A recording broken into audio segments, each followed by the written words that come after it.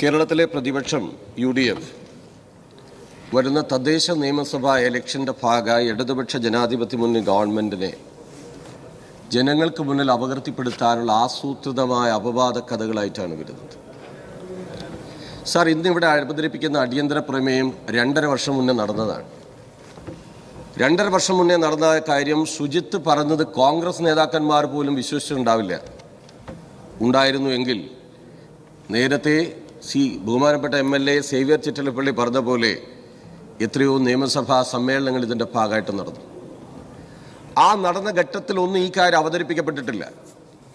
ബഹുമാനപ്പെട്ട Mathew T Thomas MLA പറഞ്ഞതുപോലെ ജനങ്ങൾക്കിടയിൽ ജനങ്ങൾക്ക് വേണ്ടി പ്രവർത്തിക്കുന്ന ജനങ്ങളുടെ എല്ലാ അവകാശങ്ങൾക്ക് വേണ്ടി കേന്ദ്ര ഗവൺമെൻറ്റിൻ്റെ സാമ്പത്തികമായ ഉപരോധം ഉണ്ടായിരുന്നിട്ട് പോലും ഈ നാട്ടിൽ ആശ്വാസ നടപടികളുമായിട്ട് പോകുന്ന ഇടതുപക്ഷ ജനാധിപത്യ മുന്നണി ഗവൺമെൻറ്റിനെ ഒരു ഭാഗം ഇടതുപക്ഷ വിരുദ്ധ മാധ്യമങ്ങളുടെ സഹായത്തോടുകൂടി ഇല്ലാതാക്കാനുള്ള ആസൂത്രണ ശ്രമത്തിൻ്റെ ഭാഗമായിട്ടാണ് ഈ ആരോപണങ്ങൾ ഉന്നയിക്കുന്നത്. സാർ, നമ്മൾ കേരളത്തിൻ്റെ രാഷ്ട്രീയ ചരിത്രത്തിൽ 1957 ജൂൺ മാസം 23-ാം തീയതി EM ശങ്കരൻ നമ്പൂതിരിപ്പാട് നടത്തിയിട്ടുള്ള ഒരു പത്രസമ്മേളനമുണ്ട്. സാർ, കേരളത്തിൻ്റെ രാഷ്ട്രീയ ചരിത്രത്തിൽ ഏതൊരു രാഷ്ട്രീയ വിദ്യാർത്ഥിക്കും ഏറ്റവും പ്രധാനപ്പെട്ട ഒരു അനുഭവ പാഠമാണ് ആ പത്രസമ്മേളനം. അതിനു മുന്നേ കേരളത്തിൻ്റെ രാഷ്ട്രീയ രംഗത്ത് കേരളത്തിൻ്റെ സമരവേദിയിലൊക്കെ നടന്നിട്ടുള്ള അനുഭവങ്ങളുണ്ട്. മർദ്ദകവീരന്മാരായ പോലീസ് ഏമാനന്മാർ, ഒരു SI എന്ന് പറയുന്നത് ഒരു കൊച്ചു മുതലാളിക്ക് തുല്യമായ അനുഭവങ്ങൾ. പുന്നപ്ര വയലാറും ഒഞ്ചിയവും കയ്യൂരും കരുവള്ളൂരും കാവുമ്പായും നടന്ന പ്രക്ഷോഭ സമരങ്ങൾക്ക് നേരെ വെടിവെച്ച് ആളുകളെ കൊല്ലുന്ന അനുഭവം. 57 ജൂൺ 23 പത്രസമ്മേളനത്തിൽ ഒട്ടേറെ അനുഭവങ്ങളെ 1954 ട്രാൻസ്പോർട്ട് സമരത്തിന്റെ ഭാഗമായിട്ട് വിളിയം ഭാർഗവൻ എന്ന കേരളത്തിലെ കമ്മ്യൂണിസ്റ്റ് പ്രസ്ഥാനത്തിന്റെ നേതാവിന്റെ മീശ പിഴുതെടുക്കുന്ന അനുഭവം ഉണ്ടായിട്ടുണ്ട്. അന്തരിച്ചുപോയ കേരളത്തിന്റെ കമ്മ്യൂണിസ്റ്റ് പാർട്ടിയുടെ പോളിറ്റ് ബ്യൂറോ അംഗമായ കേരളത്തിന്റെ മുഖ്യമന്ത്രി സഖാവ് VS അച്യുതാനന്ദനെ മരിച്ചെന്ന് കരുതി കുറ്റിക്കാട്ടിൽ ഉപേക്ഷിച്ച അതിക്രൂരതയുടെ മനുഷ്യത്വത്തിന്റെ അങ്ങേയറ്റത്തെ ക്രൂരമായ അനുഭവങ്ങൾ ഉണ്ടായി. കൂത്താട്ടുകുളങ്ങേരിയെ ഗൗരി അമ്മയെ ക്രൂരമായി മർദ്ദിക്കുന്ന അനുഭവം ഉണ്ടായി. സാർ, മർദ്ദകവീരമായ ആ സംവിധാനത്തിന്റെ ആ ഘട്ടത്തിലാണ് 57 ലോകത്തിലാദ്യമായി ബാലറ്റ് പേപ്പറിലൂടെ ഒരു കമ്മ്യൂണിസ്റ്റ് ഗവൺമെന്റ് കേരളത്തിൽ അധികാരത്തിൽ വരുന്നത്. 57 EMS പ്രഖ്യാപിക്കേണ്ട ഈ ഗവൺമെന്റിന്റെ പോലീസ് നയം എന്നത് ഒരിക്കലും ഈ നിലയിലുള്ള മർദ്ദനങ്ങൾ കേരളത്തിൽ ആവർത്തിക്കില്ല. ജനാധിപത്യ പ്രക്ഷോഭങ്ങളെ ഏറ്റവും ശരിയായ നിലയിൽ കൊണ്ടുപോകും. പ്രശ്നങ്ങളിൽ, തൊഴിൽത്തർക്കങ്ങളിൽ പോലീസ് അതിന്റെ ഭാഗമായി ഇടപെടില്ല. സാർ, 57 EMSന്റെ ചരിത്രപരമായ തീരുമാനമാണ് കേരളത്തിലെ ഇടതുപക്ഷ ജനാധിപത്യ മുന്നണി ഗവൺമെന്റ് 57 മുതൽ സഖാ പിണറായി വിജയൻ ഭരിക്കുന്ന 2025 വരെ ഈ കേരളത്തിൽ നടപ്പിലാക്കുന്നത് ഈ കേരളത്തിലെ ജനങ്ങൾക്ക് ഏറ്റവും നന്നായിട്ട് അറിയാവുന്ന കാര്യമാണ്.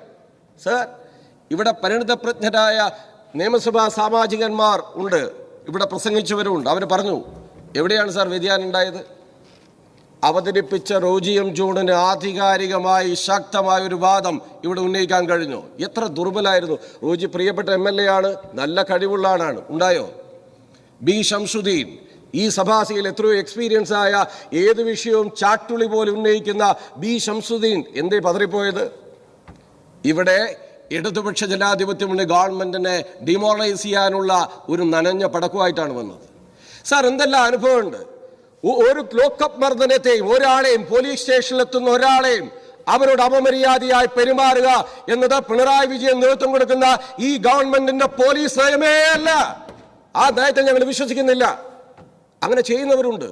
ഇവിടെ ഉദാഹരണം ബഹുമാന്യനായ KT ജലീൽ പറഞ്ഞു, മറ്റു പലരും പറഞ്ഞു. നമ്മുടെ കൂട്ടത്തിൽ ഏതെല്ലാം ടൈപ്പ് പെരുമാറുന്ന ആളുണ്ട്.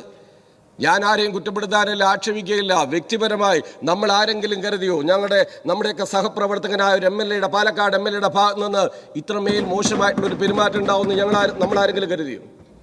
സാർ, എല്ലാ മേഖലയിലും തെറ്റായ രീതികൾ സ്വീകരിക്കുന്നവരുണ്ടാവാം.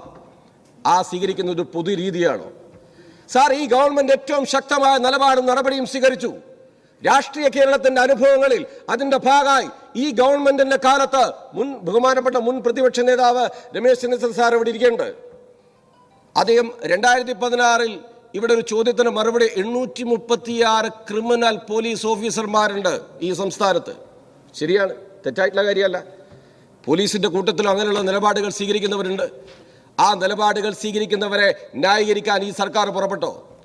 ഈ ഗവൺമെന്റ് ഏത് വിഷയമുണ്ടായാലും അത് അന്വേഷിച്ച് അതിന്റെ ഭാഗമായി നിയമപരമായി ആ നടപടികൾ സ്വീകരിക്കുക എന്ന ശക്തമായ സമീപനമല്ലേ സ്വീകരിച്ചത്?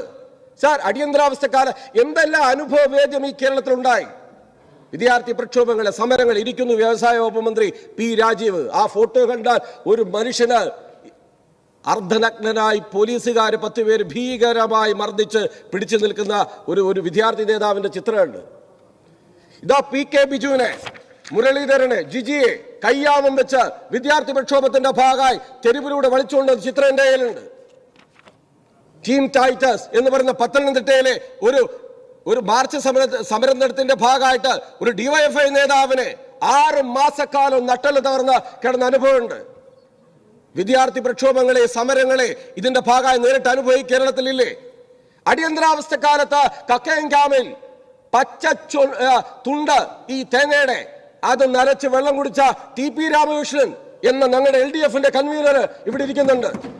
നിങ്ങൾ എല്ലാവരും പറഞ്ഞു ഒരു കാര്യം നന്നായി. എന്താ അറിയോ? മുഖ്യമന്ത്രി 1977 യുവ MLA കേരള നിയമസഭയിൽ നടത്തിയ പ്രസംഗം എല്ലാവരും വായിച്ചു പഠിച്ചു. നല്ല കാര്യം, വളരെ ഗംഭീരം, എല്ലാവരും അത് പ്രസംഗിച്ചു. ആ യുവ MLA ഇന്ന് കേരളത്തിന്റെ മുഖ്യമന്ത്രി. അടിയന്തരാവസ്ഥ കാലത്ത് ലോക്കപ്പ് മർദ്ദനത്തിന്റെ ആ മനുഷ്യന്റെ കാലൊന്ന് നോക്കണം.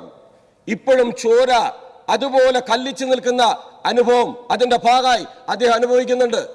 അദ്ദേഹം മുഖ്യമന്ത്രി ആയിരിക്കുന്നത് കൊണ്ടാണ് വൈരനിര്യാതന ബുദ്ധിയോടെ, രാഷ്ട്രീയ വിദ്വേഷത്തോടെ ഏതെങ്കിലും ഒരാളോട് മോശമായി പെരുമാറുന്ന അനുഭവം പോലീസിന്റെ ഭാഗത്ത് ഈ കേരളത്തിലുണ്ടായോ? MM മണി, ഞങ്ങളുടെയൊക്കെ ആശാൻ, ആ മനുഷ്യനോട് സ്വീകരിച്ച സമീപനം എന്താ? ഇവിടെ ഞാൻ എല്ലാവരുടെയും പേര് പറയാല്ല, അടിയേറ്റവര് ഇവിടെ MP രാജേഷും Muhammad റിയാസും KK രാഗേഷും TV Rajesh ഉൾപ്പെടെ മുൻ MLA മാർ അതിന്റെ ഭാഗമായിട്ട് നിന്നവർ അനുഭവിച്ച ഒരുപാട് പ്രശ്നങ്ങളുണ്ട്. നേരത്തെ ഇവിടെ പറഞ്ഞു. സാർ, ഇവിടെ നയമാണ് പ്രശ്നം.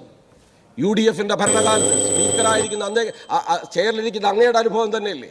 എന്തെല്ലാം എത്ര ക്രൂരമായി. പക്ഷെ ഇപ്പോഴത്തെ വിദ്യാർത്ഥി യുവജന നേതാക്കന്മാരുടെ അനുഭവം എന്താ? അങ്ങനെ അനുഭവം ഉണ്ടോ? എത്ര ഭാഗ്യവാന്മാരാണ് അവർ. ഒരു വെള്ളം ചീറ്റുന്നു എന്ന് മാത്രം. എത്രയോ വിദ്യാർത്ഥി പ്രവർത്തകരുടെ റൂമിന്റെ വാതിൽ ചവിട്ടി തുറന്നിട്ടുണ്ട് ഈ കേരളത്തിൽ. എത്ര ഭീകരമായി മർദ്ദിച്ച് അവശരാക്കിയിട്ടുണ്ട് ഈ കേരളത്തിൽ. പെൺകുട്ടികളെ ഉൾപ്പെടെ ഭീകരമായി. സാർ, ആ പോലീസിനെ അല്ല 77 ഈ നിയമസഭയിൽ ജയിച്ചു വന്ന് പ്രസംഗിച്ച പിണറായി വിജയൻ കേരളത്തിന്റെ മുഖ്യമന്ത്രി ആയിരിക്കുമ്പോ ആ നയത്തിൽ നിന്നും വ്യത്യസ്തമായി ജനകീയമായ ഒരു പോലീസ് നയം ഈ കേരളത്തിൽ നടപ്പിലാക്കുന്നു. സാർ, അപവാദ കഥകൾ കൊണ്ട് ശരിയായ നിലപാടും നടപടിയും ഈ ഗവൺമെന്റ് സ്വീകരിക്കും. എന്നാൽ കേരളം മുഴുവൻ ഇങ്ങനെയാണ്. പോലീസ് രാജാണ്. ഇവിടെ നടക്കാൻ അനുവദിക്കുന്നില്ല, ഇവിടെ പോകാൻ അനുവദിക്കുന്നില്ല. ഈ ഗവൺമെന്റ് ഗുണ്ടായിസമാണ് കാണിക്കുന്നത് എന്ന പ്രചരണം സാർ കേരളത്തിലെ ജനങ്ങൾ മുഖവലിക്കെടുക്കാൻ പോകുന്നില്ല. വസ്തുതാപരമായി ഏത് തെറ്റ് ചെയ്താലും ഏറ്റവും ശക്തമായ നിലപാട് സ്വീകരിച്ച ഈ ഗവൺമെന്റ് മുന്നോട്ട് പോകുക തന്നെ ചെയ്യും.